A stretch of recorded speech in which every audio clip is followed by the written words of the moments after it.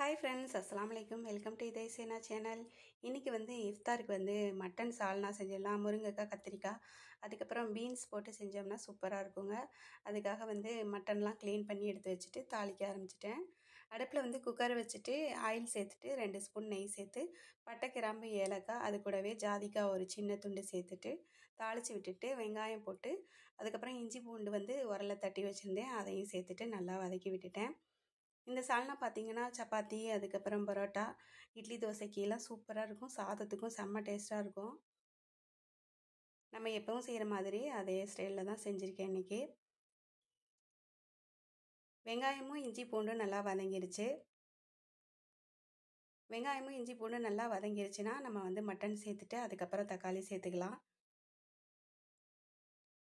முருங்கைக்காய் சேர்க்குறதுனால பார்த்தீங்கன்னா சால்னா சூப்பராக இருந்தது. இது இன்றைக்கி சப்பாத்தி தான் செஞ்சுருந்தேன், சூப்பராக இருந்ததுங்க. தக்காளி ஒரு 7, 8, 10 தக்காளி சேர்த்துக்கலாம். அப்போ தான் சால்னா சூப்பராக இருக்கும். தக்காளியை சேர்த்துட்டு உப்பு சேர்த்துட்டோம்னா சீக்கிரமாக தக்காளி வெந்துடும். இப்போ இதுக்கு தேவையான மசாலா சேர்த்துக்கிறேன். மஞ்சத்தூளும் தனி மிளகாய் தூள் காரத்துக்கு, அதுக்கப்புறம் மல்லித்தூள் ஒரு 3 ஸ்பூன் அளவு சேர்த்துருக்கேன்.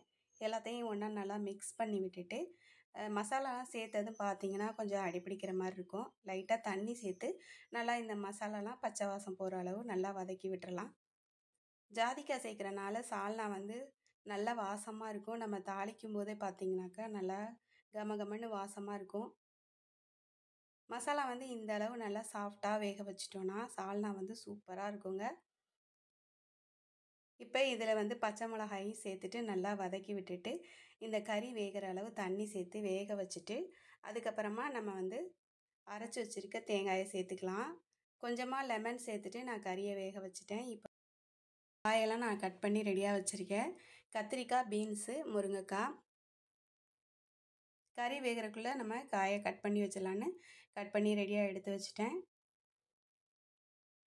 தேங்காயில் ஒரு 15 முந்திரி பருப்பு சேர்த்துருக்கேன். இளம் தேங்காயாக இருந்தால் நம்ம அப்படியே சேர்த்துக்கலாம். கொஞ்சம் முத்துன தேங்காயாக இருந்தால் தேங்காய் பால் சேர்த்துக்கலாம். இப்போ கறி நல்லா வெந்துருச்சு. இதில் காயையும் சேர்த்துட்டு நம்ம அரைச்சி வச்சுருக்க தேங்காய், முந்திரி பருப்பையும் சேர்த்துக்கலாம். இந்த சால்னா வேகும் போதே பார்த்திங்கன்னா நல்லா சூப்பராக வாசம் இருக்கும்.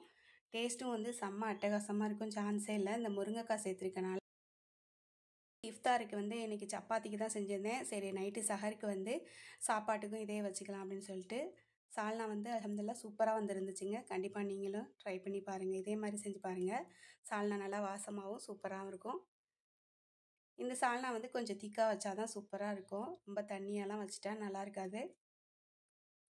இப்போ இந்த சால்னா ரெடி ஆயிடுச்சு. காயெல்லாம் நல்லா வெந்துருச்சு. கொத்தமல்லியையும் புதினாவையும் நல்லா பொடியாக கட் பண்ணி சேர்த்து இறக்கிட்டோன்னா சூப்பரான மட்டன் சால்னா ரெடி ஆயிடுச்சு. முருங்கைக்காய், கத்திரிக்காய் சேர்த்துட்டு இப்போ இதுக்கு நான் சப்பாத்திக்கு மாவு பிணையும் போது கொஞ்சமாக சர்க்கரை சேர்த்துக்கலாம், உப்போடு சேர்த்து பிணைஞ்சிட்டு எண்ணெய் சேர்க்காம அப்படியே வச்சுட்டு நம்ம பேலிக்கும் போது மாவு தூவி பேலிச்சிட்டோம்னா நல்லா சாஃப்டாக வருங்க. நம்ம சப்பாத்தி சுடும்போது நெய் சேர்த்துட்டோம்னா செம்ம அட்டகாசமாக இருக்கும் இந்த சால்னாவுக்கும் இந்த சப்பாத்திக்கும். இன்றைக்கி நான் நெய் சப்பாத்தி தான் செஞ்சுருந்தேன். டேஸ்ட்டு வேறு மாதிரி இருந்ததுங்க. கண்டிப்பாக ட்ரை பண்ணி பாருங்கள். நம்ம சேனலை நீங்கள் புதுசாக பார்க்குறவங்களா இருந்தால் மறக்காமல் சப்ஸ்கிரைப் பண்ணிவிட்டு லைக் பண்ணிவிட்டு பாருங்கள் ஃப்ரெண்ட்ஸ். நம்ம சேனலுக்கு சப்போர்ட் பண்ணுங்கள். சப்போர்ட் பண்ணுற எல்லா ஃப்ரெண்ட்ஸுக்கும் ரொம்ப ரொம்ப நன்றி. கமெண்ட்ஸ் பண்ணுற எல்லா ஃப்ரெண்ட்ஸுக்கும் ரொம்ப நன்றி. பாருங்கள், சூப்பராக எவ்வளோ சாஃப்டாக வந்திருக்கு சப்பாத்தி. ஓகே ஃப்ரெண்ட்ஸ், நெக்ஸ்ட் வீடியோவில் பார்க்கலாம். தேங்க்யூ.